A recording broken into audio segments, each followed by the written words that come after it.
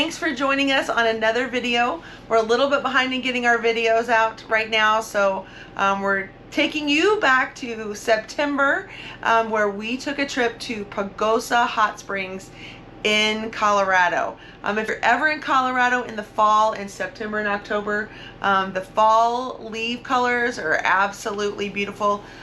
This trip is a little on the southern side, so it doesn't really give the aspens full justice, but it's definitely a trip in the fall through Colorado in the fall, changing leaves. It's worth it. Yeah, beautiful drive. From our house, we went over Wolf Creek Pass to get to Pagosa.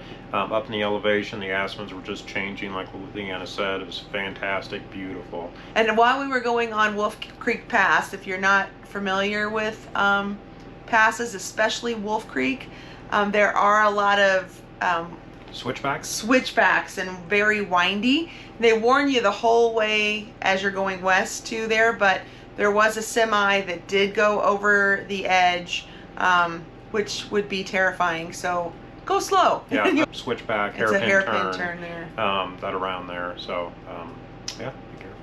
Yeah, be careful. If you are driving through Colorado too, sometimes you will notice some, what are they called? The snow breaks? Snow fences.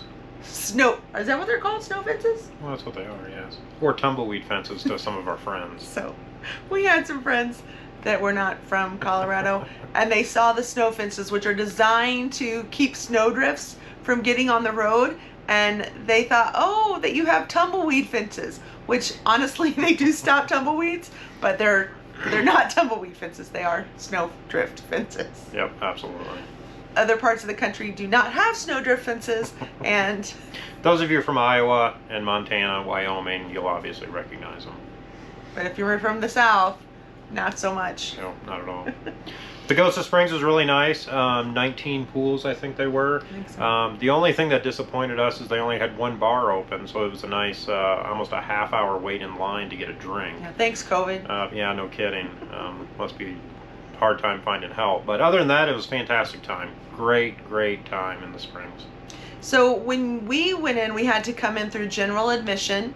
You do get access to the 19 hot springs. You do not get access to the tranquil area that's adults only, which would have been really neat.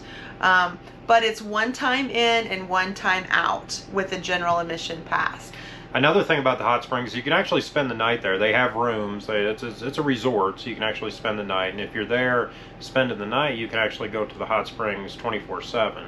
Also, if you have access to the adults only tranquil area, you can also come and go as you please. You don't have to stay there and one time in, one time out. So keep that in mind as you're planning your trip too, that if you have general admission, it's come in and out once. But if you stay at the hot springs or have the adults only area, you can come and go as you need to into the springs itself. Which would be nice to come in and go have breakfast, then come in for a while and leave to have lunch. They do have food there. It's a little bit more expensive, and I think there's only one choice, but it's not bad at all. Found this lovely waterfall but had to walk through the river to get there and ran into some sludge. But this water is very nice, warm, and looks like a good spot for a sunset.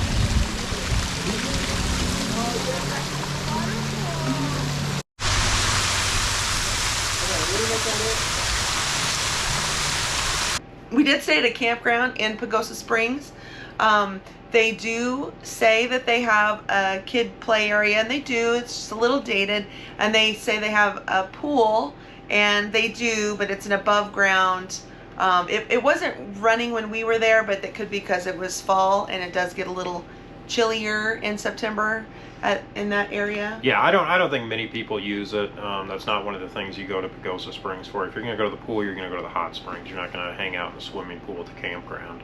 Other than that, the campground was right next to the river, which was really nice. Now, we did have a site that was maybe 2 rows in. We could still see the river, and we definitely could walk down there and walk around the pond and get in the river if we really wanted to. But there are some nice spots along the river where your camper can look right over it. Beautiful campground. It was nice. Absolutely.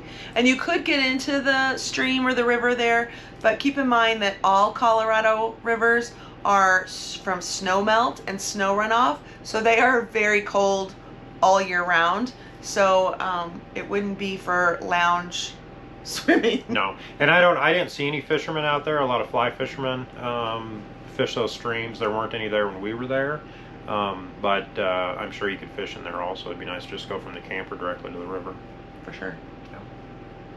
Thank you for joining us on this video. Make sure to like the video and subscribe to our channel if you'd like to see more of our content. Thanks for joining us on this adventure. And we'll see you soon. Bye. And you're like, we went here, we went here, we went here, we went here, we went here. Okay. What was all that? I don't know. Redo that. What do you, like, talk normal? Is that not normal? No. Oh, Not that bad. okay. Okay, go. I don't even know where I am. Is that wrong? You want me to start? Tell them we're late in our video? No, I'll do it. Oh, I know I'm rambling. that's the first one. Okay, let me try again. You have to have it. Yeah, I will. Oh. Thanks for joining us on this adventure.